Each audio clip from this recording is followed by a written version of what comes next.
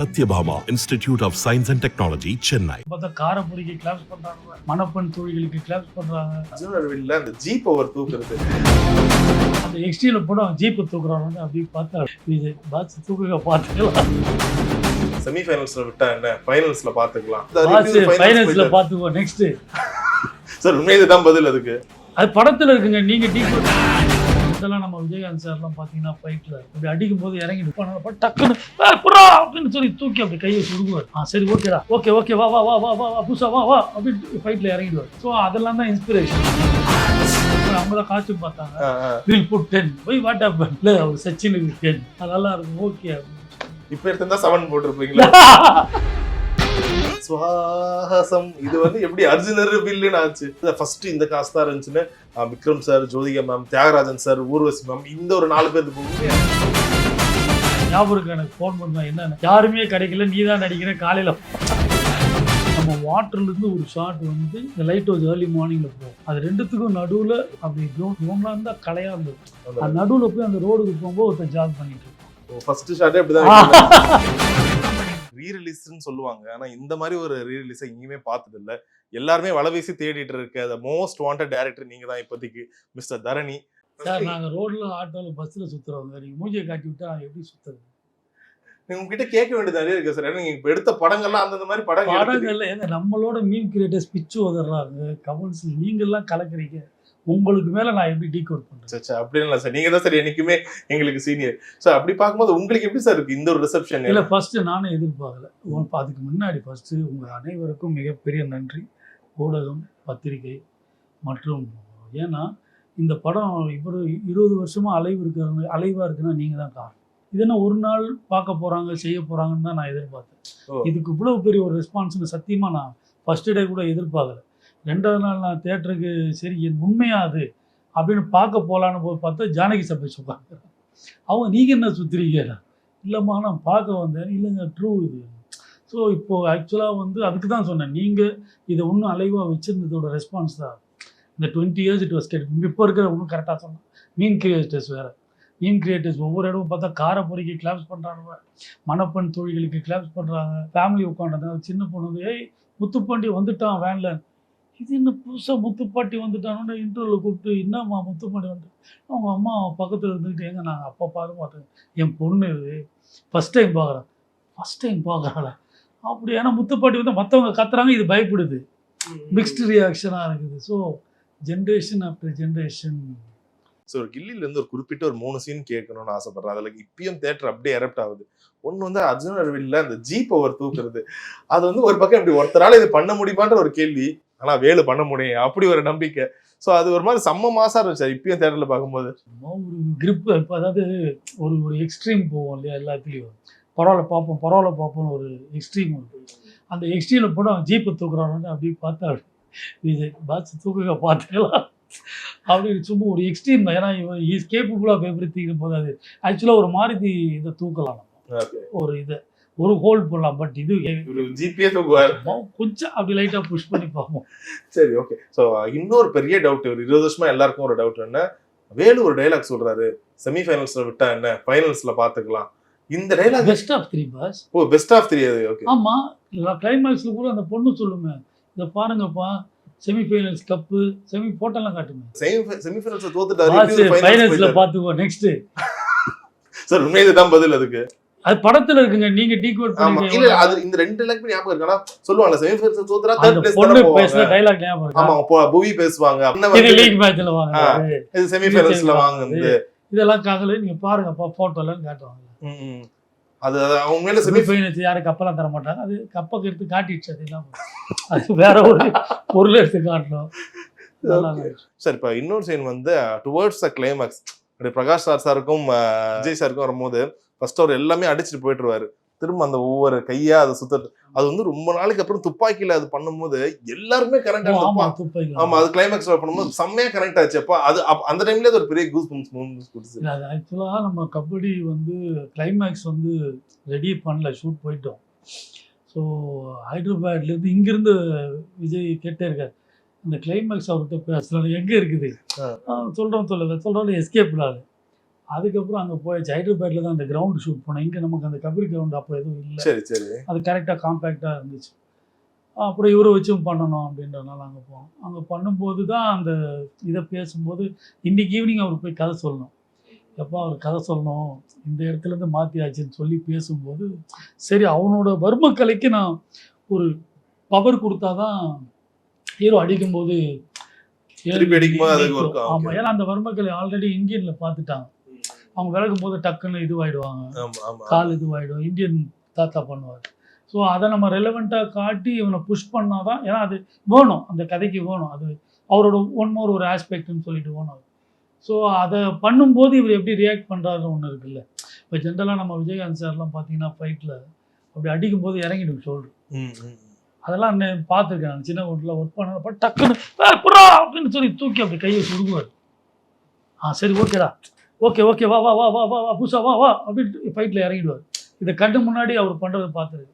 அதனால் அது பண்ண வல்லரசுலாம் பார்த்தீங்கன்னா லெஃப்ட் ஹேண்டில் தான் ஃபைட் பண்ணுவார் நிறைய. ஏன்னா அது தூக்கணும், அது இறங்கிடும். சரி சரி. ஸோ அதெல்லாம் தான் இன்ஸ்பிரேஷன். அது பார்க்கும்போது வர்மக்கலையில் இது பண்ணிட்டாங்கன்னா ஆக்சுவலாக ஷோல்டர் இறங்கினது தான், அதை தூக்கி வச்சு சுற்றுறது தான். ரைட். ஸோ 20 வருஷம் ஆனாலும் கில்லி இப்பயும் பயங்கர உயிர்ப்போட இருக்கிறது காரணம் நீங்கள் சொன்ன மாதிரி மீம் கிரியேட்டர்ஸும். ஸோ அப்படி அவங்க ஒரு கண்டுபிடிப்பை கண்டுபிடிச்சாங்க. என்னன்னா ஒரு பக்கம் வேலு ஒரு பக்கம் முத்துப்பாண்டி இருந்தாலும் கூட வர கராத்தா ராஜா தான் பயங்கரமா தனலட்சுமி ரொம்ப ரசிச்சா. சூப்பரா நாங்களும் இந்த மாதிரி ரகலையா பேசுவோம் நான்சென்ஸா. அதே மாதிரி கரெக்டா இறங்கி போட்டா ரொம்ப ரசிச்சாரு.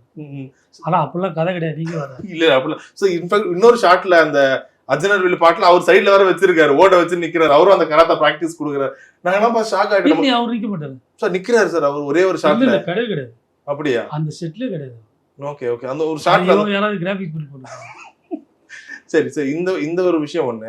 அதுக்கப்புறம் தனலட்சுமி எவ்வளவு ஒரு ட்ரபிள் மேக்கர்ன்றதுக்காக ஒரு வீடியோ பண்ணிருந்தாங்க. ஐயோ நீங்க தியேட்டர்ல போ கத்துக்கிறது என்னால உனக்கு எவ்வளவு ஆமா ஆமான்றாங்க.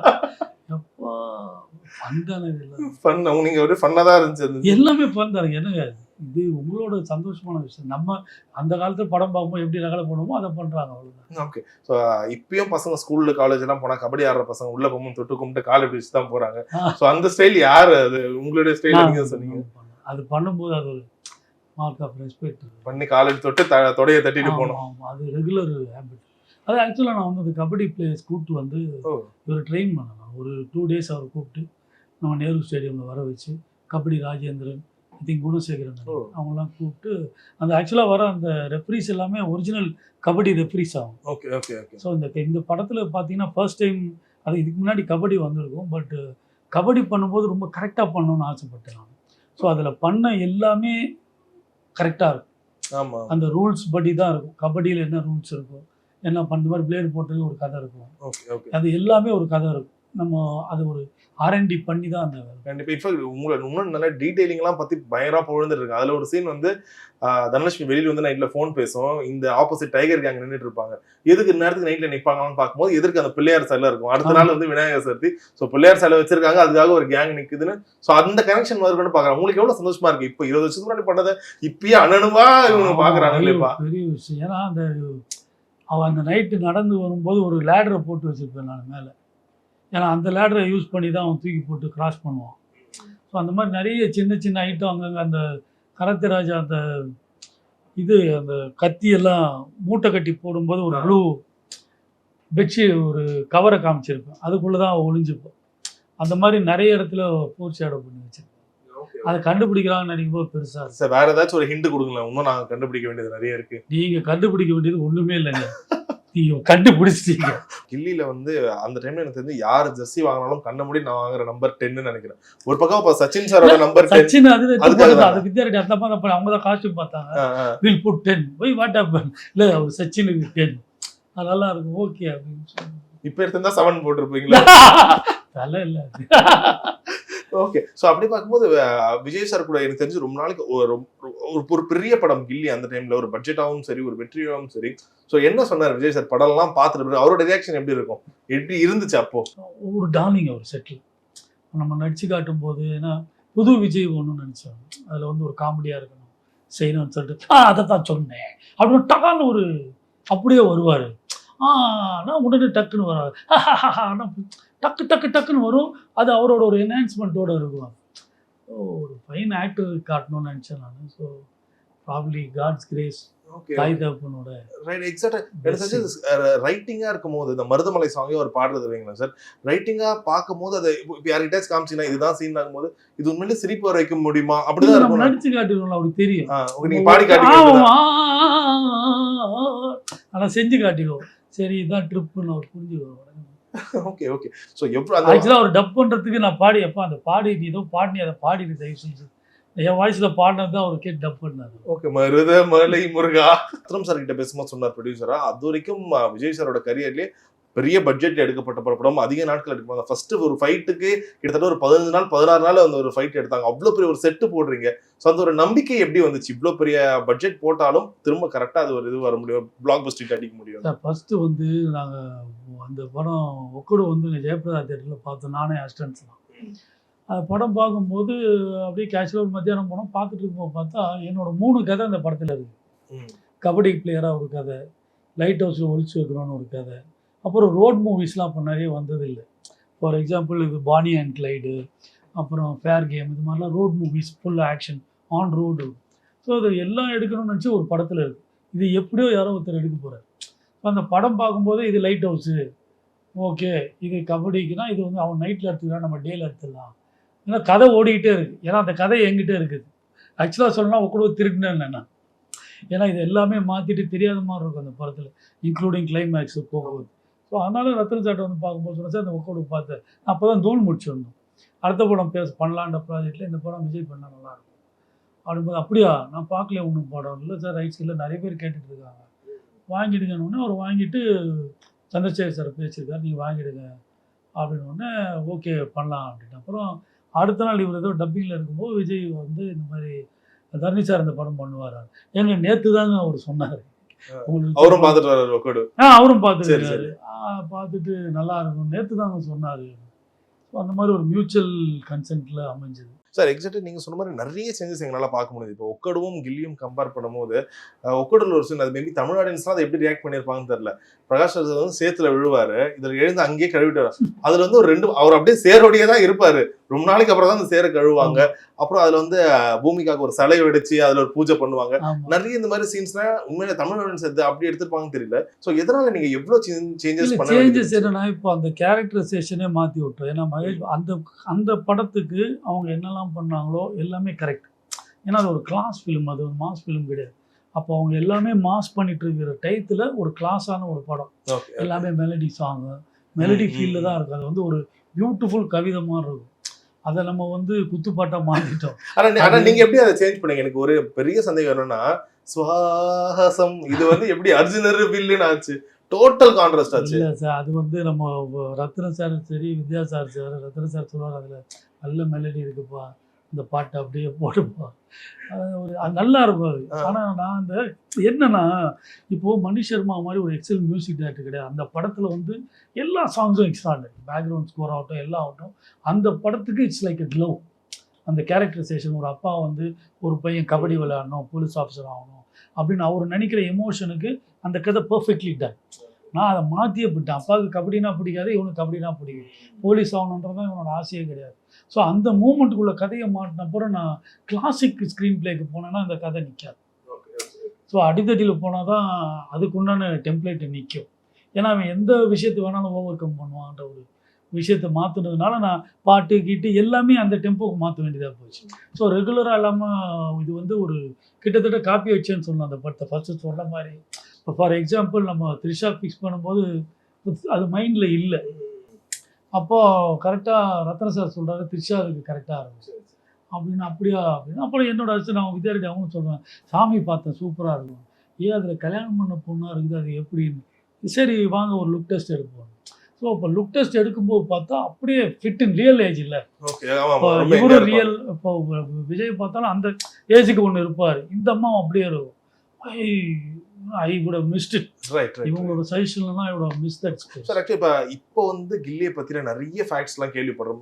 அதில் வந்து போட்டுருந்துச்சு ஃபர்ஸ்ட் இந்த காசு தான் இருந்துச்சுன்னு, Vikram sir, Jyothika ma'am, Thiyagarajan sir, Urvashi ma'am, இந்த ஒரு 4 பேர் உண்மையாக உண்மை. தியாகராஜன் சார் கேட்டேன் நான். அப்போ வந்து அவர் ஆமாம் சரி சரி அவர் அவைலபிளாக இல்லை. அப்புறம் ஊர்வசி மேடம் ஆக்சுவலாக கேட்டேன், அவங்களும் அவைலபிளாக இல்லை.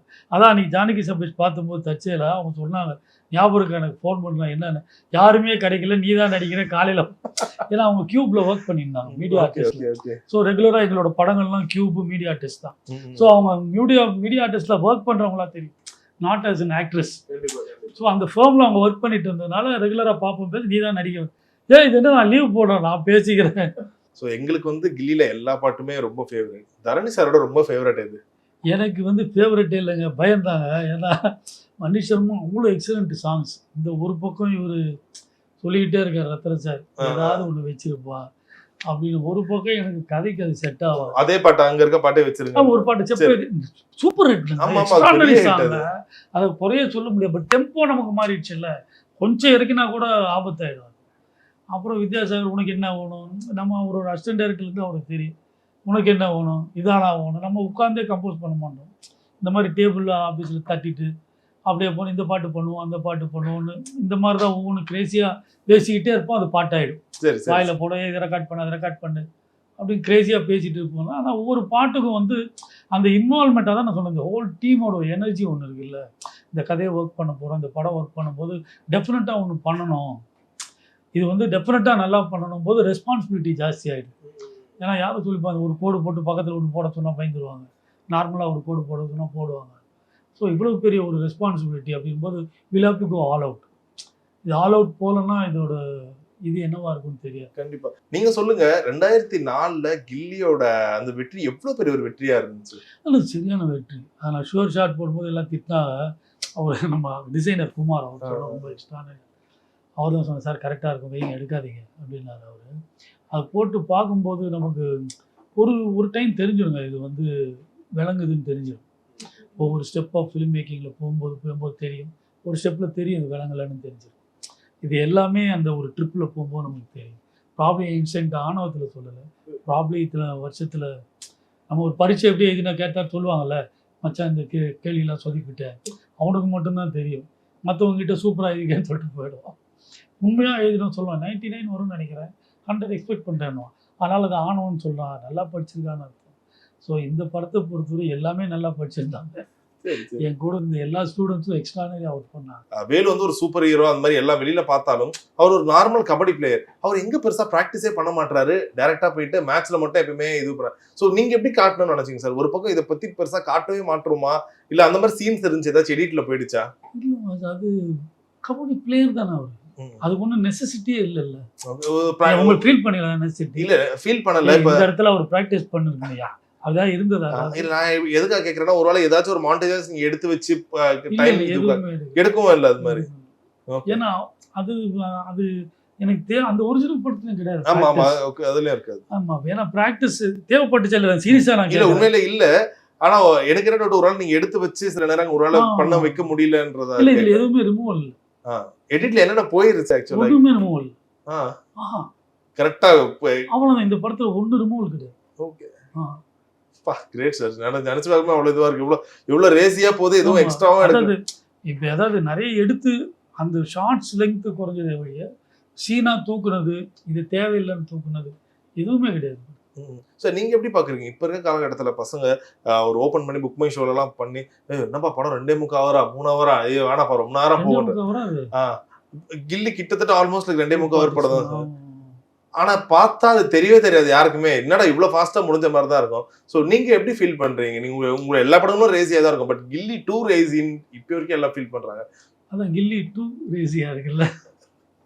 2004ல வந்து கில்லி 1 வந்துச்சு, இது கில்லி 2 தான். கில்லி 2 மாதிரி தான் நீங்க 2.2 அந்த மாதிரியா? இது கில்லி 2.2வா? ஆமா கில்லி 2 தானே.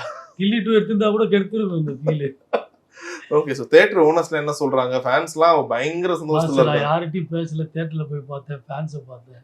உங்க மூலமா உண்மையிலேயே அனைவருக்கும், கடவுளுக்கும், என் தாய் தகவலுக்கும் அனைவருக்கும் நன்றி சொல்ல ஆசைப்படுறேன். ஓகே சார் இப்போ அப்படி பார்க்கும்போது தொடர்ந்து நிறைய படங்கள் நீங்க பண்ணிருப்பீங்க. ஸோ அதுல கில்லி வந்து இப்போ வரைக்கும் பின்னாடி இருக்க அந்த ஷீல்டே பேசுது அழகா, அப்படி பின்னாடியே தான் இருக்கு. ரத்ன சார் ஆபீஸ் சொல்லுங்க.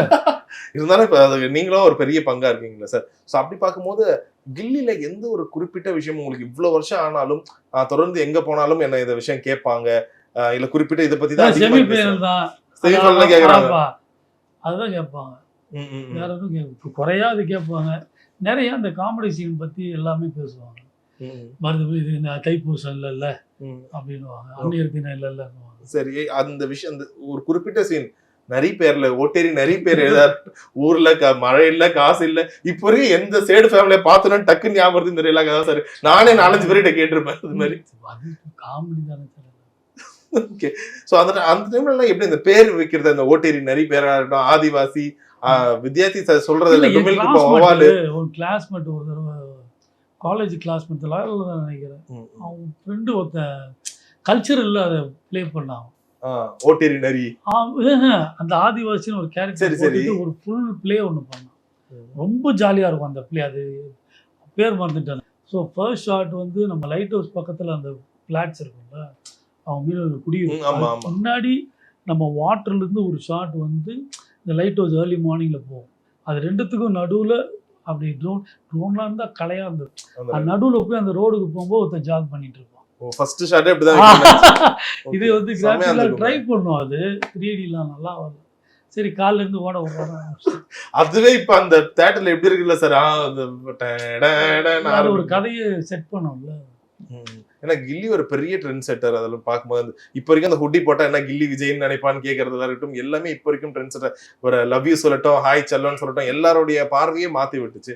ஸோ அப்படி பார்க்கும்போது நீங்க எவ்வளவு படங்கள் எடுத்திருந்தாலும் உங்களுக்கு எப்பவுமே கில்லி ஒரு ஸ்பெஷலான படம் தான் இல்ல? பயமான படம். To leave up to that expectation one more time is very difficult. அந்த எக்ஸ்பெக்டேஷன் தூள்ல அது முடிச்சிட்டு கில்லி நம்ம அந்த எக்ஸ்பெக்ட் எங்கேயோ பீக்ல இருந்து வச்சிருப்பாங்க. நார்மலான ரோட்ல சுத்துற குரூப் அப்படியே அடுத்த வேலையை பார்ப்போம். சரி, இப்ப ஆடியன்ஸ் யாராவது வச்சு உங்களை ஐடென்டிஃபை பண்ணுவாங்களா? அட்லீஸ்ட் சில பேராச்சும் பார்த்து இதுக்கு மேல உங்களுக்கு அப்புறம் தான் பண்ண போறாங்க. எல்லாம் நிறைய கேள்விகள் கேட்க போறாங்க. எல்லாத்துக்கும் நீங்க ரெடியா இருங்க. ஸோ எங்க கிட்ட இருந்து கேட்கிற கடைசி கேள்வி, எப்ப திரும்ப விஜய் சார் கூட நீங்க இணைவீங்க? அது வெயிட்டிங் ஃபார். ஏன்னா அவர் வேற இப்ப ஒரு முடிவுலாம் எடுத்திருக்காரு, படம் விட போறான்லாம். அவ்வளோ பெரிய வேலையை விட்டு ஒரு முடிவு எடுத்திருக்காரு. அவர் எண்ணங்கள் நல்ல எண்ணங்கள், நல்லபடியாக ஈரட்டும்.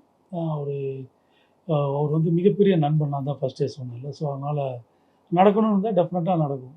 நம்ம எப்பவும் போல் நம்ம ஒரு பாசிட்டிவ் மேன், எது நடந்தாலும் நல்லது. Okay, thank you. Satyabhama Institute of Science and Technology, Chennai.